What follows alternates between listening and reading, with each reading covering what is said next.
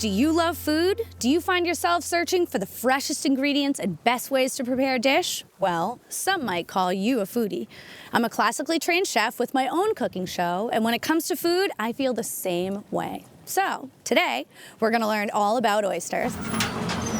I'm Liz Bramwell, and I am the foodie.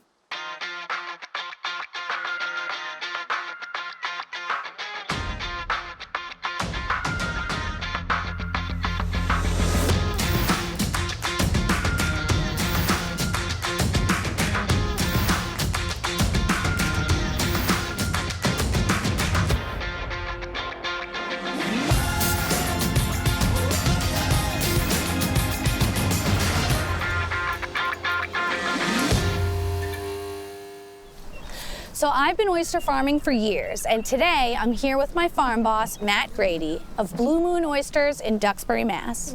We're gonna take the boat out to our grant, check on our crop, do a little bit of dragging, and bring everything back here to cull. Liz, you never cease to amaze me. Why? What do you mean? Oh, driving the boat?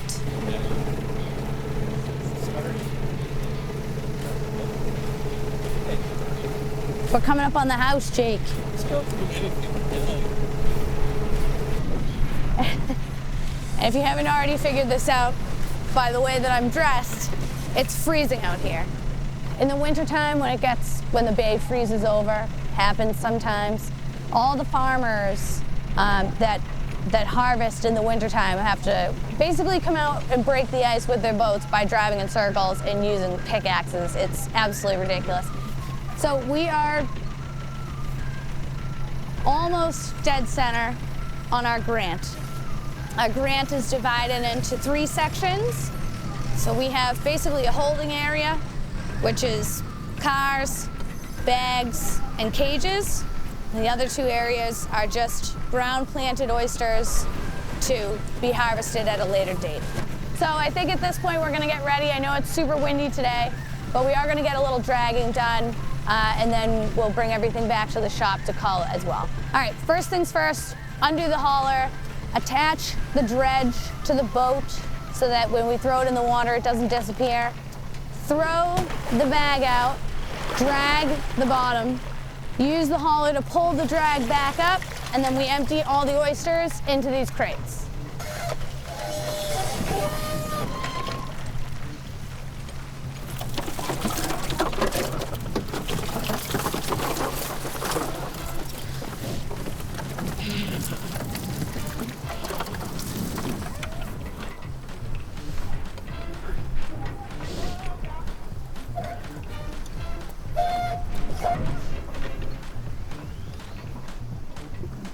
Pretty dirty right now.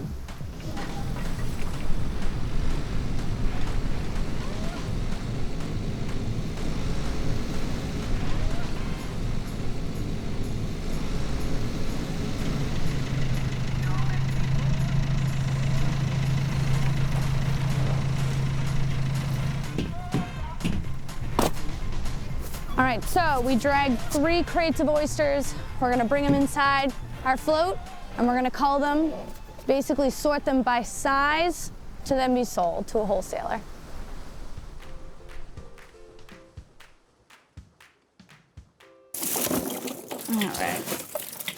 All right, so essentially what we're doing right now is we're culling the oysters. So we're sorting them by size so that we can sell them and make money off of them. This is a 3-inch ring. This helps us to determine whether or not it's a petite oyster or a regular 3-inch oyster. This also helps us kind of look at it and make sure, we don't want to give it teeny tiny oysters. That's not fair. So we use this as a measuring tool. I also use a screwdriver because the oysters can grow together.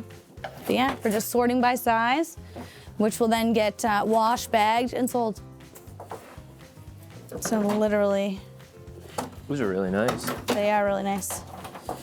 So on my right is my regs.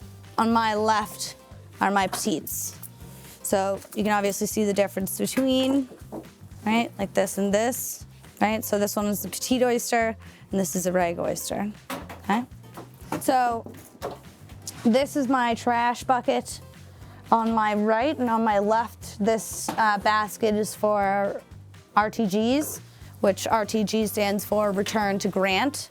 So it's oysters that just aren't big enough yet. So we send them back so that they can get a little bit bigger and be of a sellable size. It's nice spider crab. Nice spider crab, friends. Spideys. Find the little baby spideys. Here's one. Oh, here's a good one. So this one's an old one. It's a pretty big shell.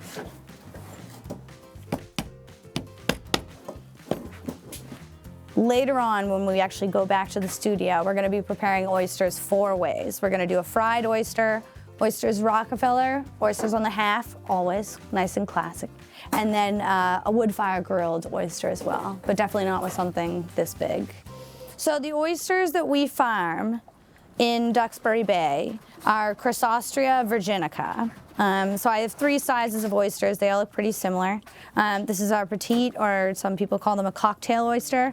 This is our 3-inch, and this is what I would consider either a large 3 or a jumbo, or an XL. So people have several different sizes that they categorize them by. We actually call our petites selects at this farm, but it's the same thing. And they're quite pretty, aren't they? When you flip them over, so this is actually the bottom shell, and this is actually the top, right? So they're actually quite pretty, especially when you give them a little rinse, the striations and everything. So you know what? I think that we will shuck a few of these and try them. They are the new crop, and I haven't had them yet.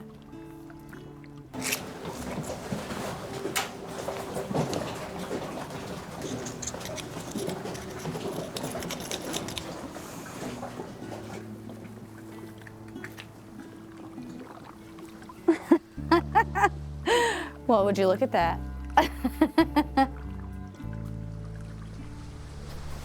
So this is our Oyster Float. This holds all of our oysters in the water, and before we cull them and after we cull them, basically up until we sell them. They're usually not in here any longer than 3 days, period. So we are going to put the stuff that we culled today in, as well as the stuff that's unculled that we'll get to tomorrow.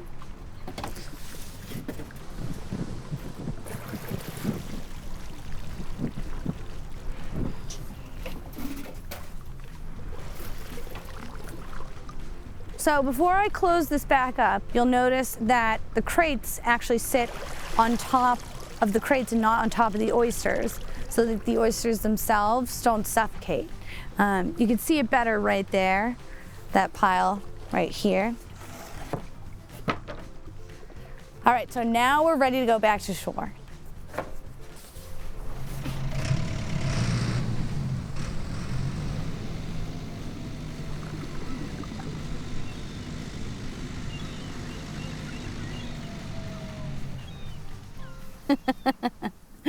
So it turned out to be a great day on the water, and when the weather finally cooperated, that was very nice. Now, in your opinion, what is the most difficult part of oyster farming?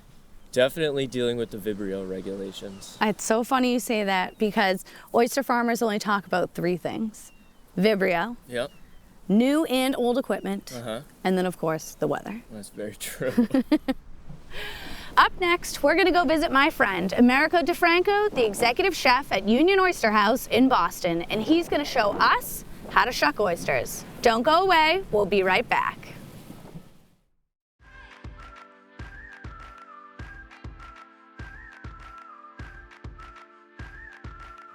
We're here at the historic Union Oyster House in Boston, and we're going to meet my old friend, Rico DeFranco, the executive chef here, and he's going to show us his way of shucking oysters.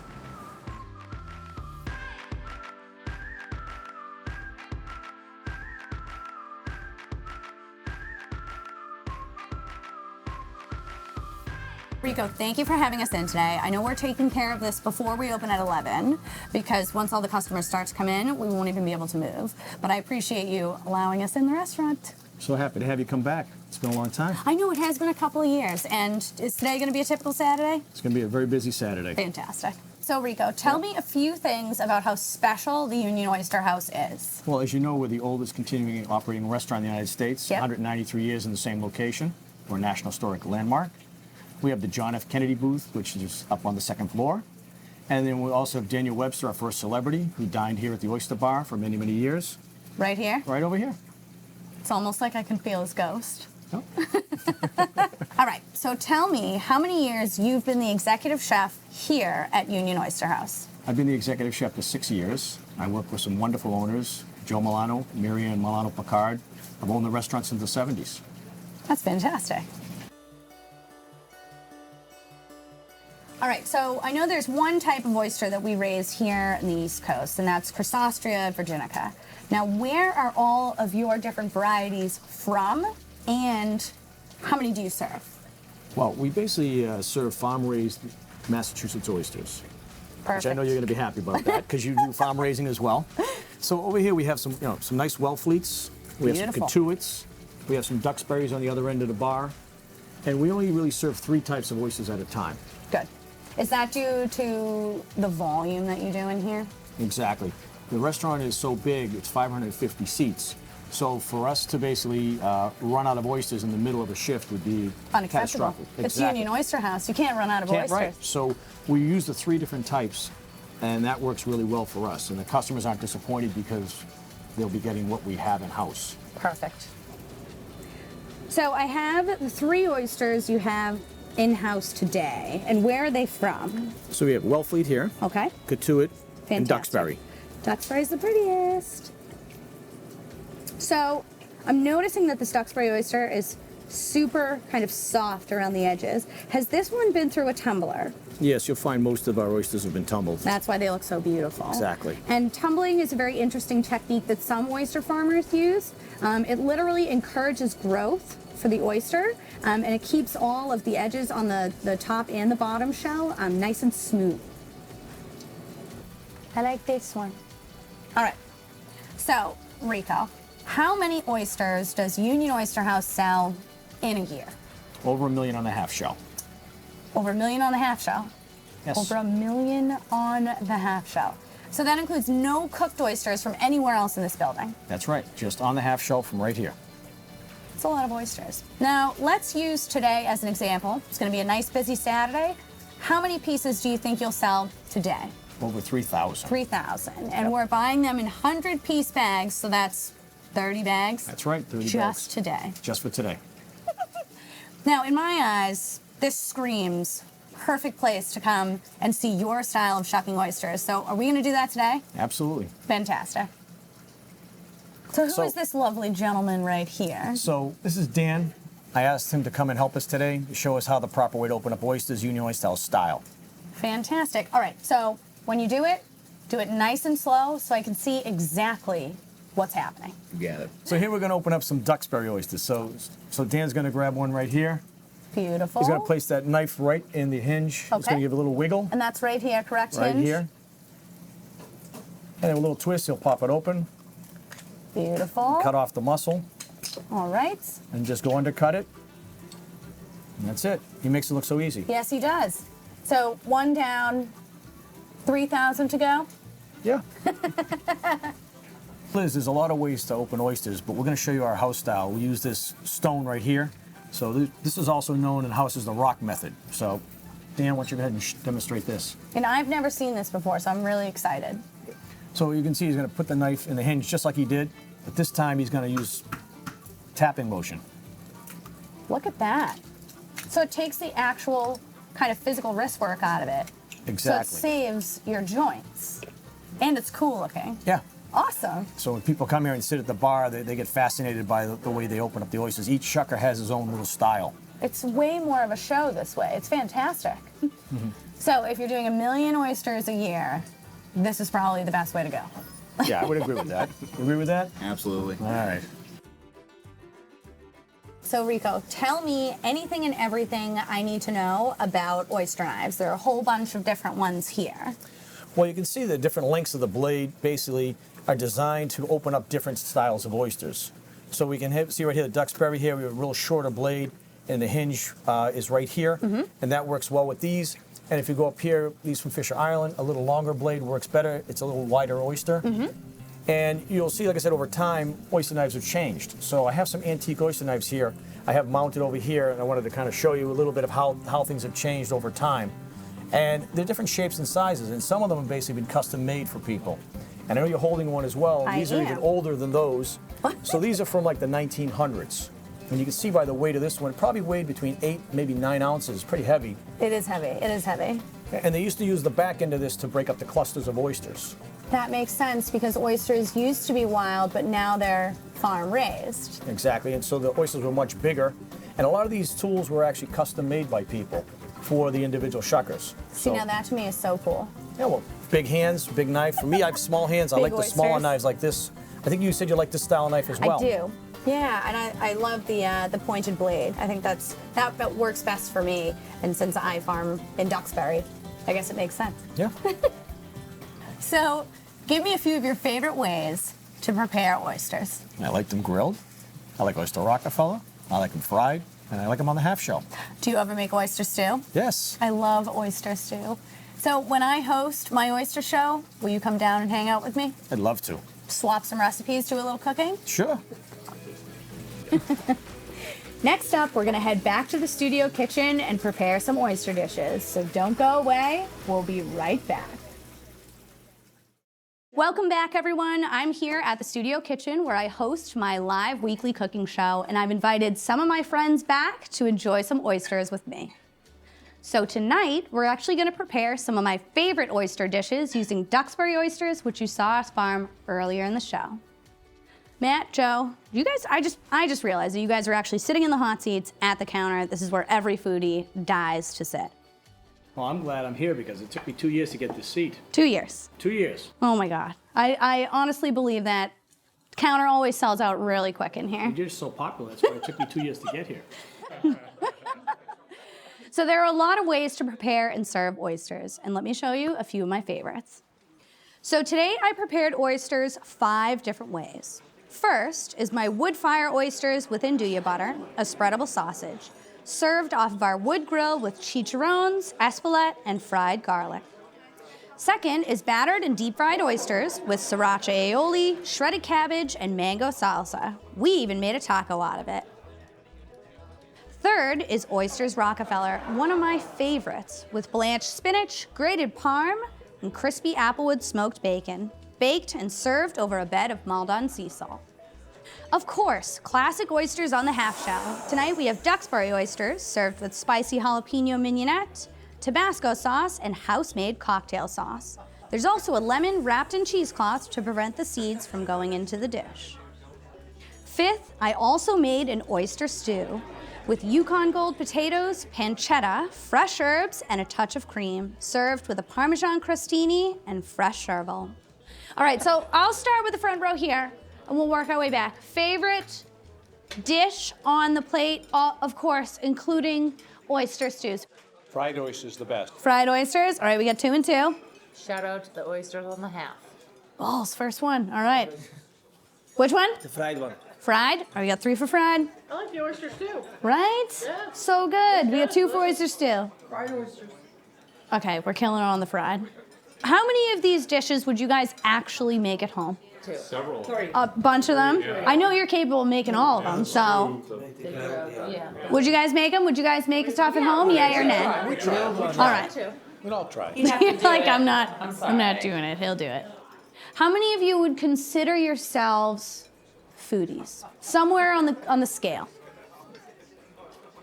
Raise your hand. You're married to one. Okay, sorry. All right, for all you hearty souls, we have some oyster shooters with a little bit of Grey Goose. Let's get a little bit in there in each one. I'm going to pass these out. You guys ready? Yep. Say yes. Absolutely. All right, number 1, 2, 3. Fantastic. Give me a 1 up. Ready? Touchdown, and take it. Yay! Beautiful.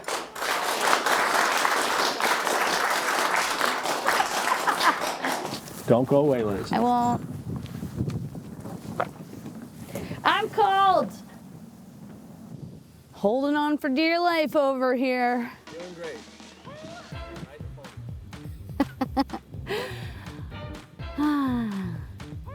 I'm Liz Bramwell, and I am the foodie. As I fall over. That was good. Okay. We have 9 of them. Do one more. Okay.